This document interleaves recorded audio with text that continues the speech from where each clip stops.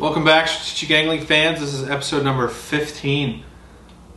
Wow, that happened fast. 15 weeks of these we've done. Appreciate K&K True Value in Bettendorf for supporting these. Make sure you stop in, thank them, visit them, buy stuff from them. They support local fishing in a big way. So this show is brought to you by them, like all shows.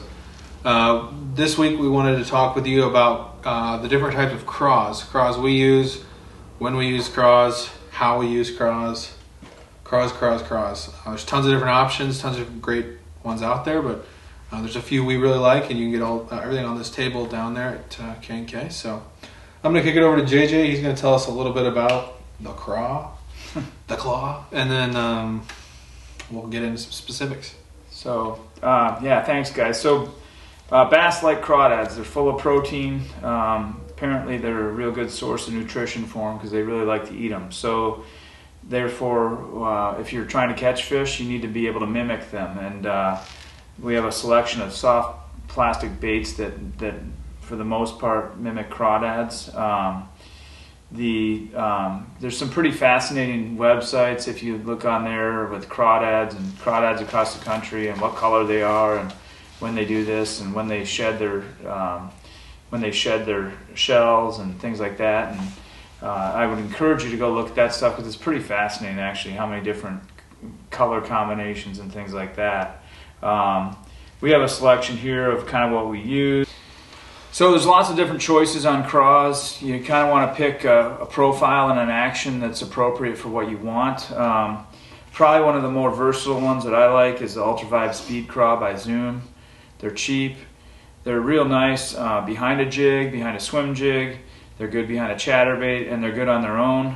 Texas rigged. It's kind of a sneaky, more of a finessey. The legs paddle, but they're kind of a subtle movement as opposed to like a rage craw where these big arms are flopping all over the place, or a chigger craw. The speed craw is probably one of my favorite ones. It's a small little morsel. It's real good for smallmouth. It's good for spots, and it's good for finicky largemouth. Color-wise, I think you're going to want to imitate a crawdad, and the colors are endless. Some variation of green pumpkin, and probably a black and blue. I tend to throw black and blue or black and red if the water's a little off color. More of a green pumpkin if the water's cleaner. And as the season goes on, I think adding a little orange into it. I think around here the crawdads tend to get a little orange on their claws as you get into the summer and the fall, and that green pumpkin orange is a real good color to imitate them. To add to that, these are both craws that JJ and I use frequently, or he turned me on to. I don't think I turned him on to any of these, but the nice thing about those Ultravibes is they're a cheaper option. You know, if you're plowing through a lot of plastics and you're getting a lot of bites, you maybe don't need to spend the money on the nice prepackaged $1 a pop, craws from Guggen or Rage or Reaction Innovations. But having said that, these do have a very nice, action. They're a softer plastic. The full-size Rage Craw is probably the one I use the most, especially at Lost Grove.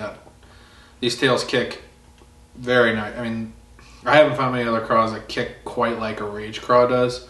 So that's probably my go-to most of the time. I do have a few other that I'll switch to based off what I think's going on.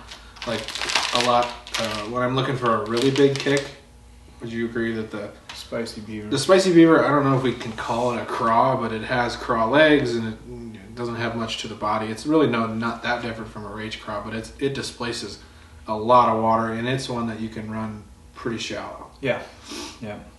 And then, for me, my two thought logics on the craw game is I pick craws for either profile and not a lot of action, or I'll pick craws for big kick, a lot of action, swimming, moving type things. So one we've talked about a lot already in past episodes is the swimming craw from Big Bite.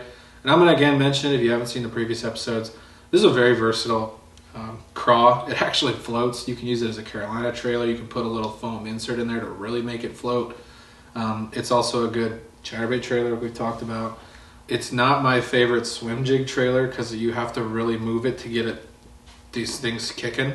But it's also good. I like to just flip it And if the jig isn't working, I'll go to this for like a Texas rig a lot. And then the other thing, when it's really subtle, but I still want the kick, but I want a smaller presentation, I'll use like a chunk style. This is just a net bait Paca chunk, I think it's called. And this gives you the kick, but it's a really small little body. And again, all these are available down with Matt at K&K in Bettendorf. Craws have really I don't know if it's been a recent boom of popularity, but for when I've been fishing, Craw has been, probably the most popular soft plastic to use. Yeah, and I think you mentioned the swimming craw. The swimming craw is a nice bait. It's a hollow body bait back here, but it has a solid head. So if you're Texas rigging it, it holds the hook real good. Like Brady mentioned, you can put foam in here. You can also stick a tube rattle in the back end of this thing if you want to get a little clicking. Yep. The water's a little off colored. It's back in the day, people used to put Alka-Seltzer and stuff in tubes. You could do that in here too, and then it leaves a little bubble trail. I don't know if it works, but some people do it. These are a real good bait. Matt's got the bulk packs, which is nice. You can get 100 at a time. In a color that nobody else other than K&K has got, which is cool. Like that color in JJ's hand is a very orange one designed to imitate, craw around here. So I think it's pretty neat. You can go down there and buy baits designed specifically for our area from a major company. So and it's a good solid bait. You go through a lot of them, but they have a good action and fish like them. And especially I think you can see these claws are extremely pliable or flexible, and especially in the current, you flip this thing in by a log and the claws are kind of moving around just like you would imagine a crawdad kind of sitting down there moving. So even without moving the bait, if there's some soft current going through, you'll have some secondary action from this thing after it hits the bottom. It'll kind of be still moving. It's a good bait. Yeah, I would say if there's one soft plastic that could be your Swiss Army knife of different ways to use it. You can swim craws, you can flip them, Carolina rigs. I mean, you can use them as a trailer on pretty much everything. I would definitely say I'd start with craws versus like a worm, for me at least. If I was buying one pack of plastics to have. And it didn't mention too, like Brady said, you can use it as a jig trailer, as a Texas rig. You can also just hook a ball head or a football head in here and throw it with an exposed hook. If you're fishing around rocks, you can just rig it exposed, and that's another good option for it, especially if you're not around wood or grass. It's a good versatile bait. You can do a lot of things with it, and it gets bit. Smallmouth like it and largemouth like it, so that's good. Being that you can use these all year, I wouldn't necessarily say there's one time a year that's best for a craw, because again, you can fish them so many different ways. But colors probably to cover. We touched on it a little bit. I just stick to the pretty basics: black, blue. I like blue sapphire. I like Alabama craw, and I like green pumpkin. And occasionally I throw white, like if I'm bed fishing, or I think it's a really shad dominated deal, or I just want to do something weird, or I've just given up hope on everything else. White comes out. So I don't know if that covers everything, but you might have a color or two you like. But yeah, one thing I used to do, I don't do it so much anymore, but when I was younger, you turn over a couple rocks at the ramp and grab a crawdad out of the rocks and mimic their color, because they will kind of go through phases during the year where there might be red or orange or green pumpkin or gray or brown. So it just helps you. Anything you can do to make yourself a little more confident in what you're throwing and a little more confident in your bait color, because the choices are so endless. When you walk through K&K and you see 20 different shades of green pumpkin and a swimming craw, it's like, wow, where do I start? So fish what you're confident in, what you believe will work, or turn over some rocks and see if you can catch a couple, and then try to imitate what they're looking like at that time. Absolutely. You got anything else you want to add on, different types of craws? I mean, this is another one of those play with it till you find which ones you like, but these are some definite main staple popular options. Yeah, I would say, like I alluded to earlier, you don't need to buy every one. Get one with some action, get one that's more subtle, get a couple in black and blue and a couple in green pumpkin, then go try them, and then you can branch off from there as you get experience and confidence in them. Yeah, and don't be afraid to just throw a Texas rig on one of these and fish. They catch fish, yes. even just by themselves. So yeah. All right. Well, we'll see you guys again in a week with hopefully some on the water type episodes. We're hoping to get a couple of those filmed in April. We've done about 15 of these in the Strategic Angling studios here in the garage.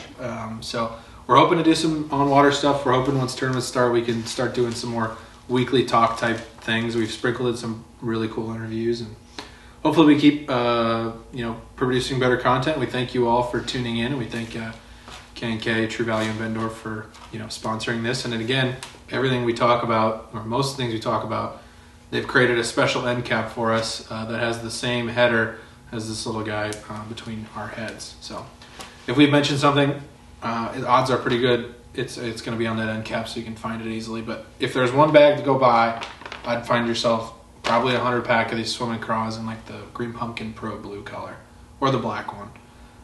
They're cheap. They're a great way to start. Even if you go through a bunch of them, they're still a good option to have. So and don't be afraid to reach out if you got questions or something we didn't hit on that you wanted to, or if you have an idea for future shows you want us to talk about, something that interests you or that you want to know more about.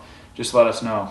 Yep. Contact JJ or I or Chuck. He hasn't been on the last couple, but strategicangling@outlook.com. If you've got an idea, you want to come on a show, we'd love to have some guests. We've put some ideas in a few local guys' ear. Hopefully we can start bringing in some other guests, and maybe you can learn something from somebody who knows what they're talking about. Yeah, because the two of us, it's not looking good. So anyway, we'll catch you guys in a week. Thanks for tuning in, and take care. Thanks, guys.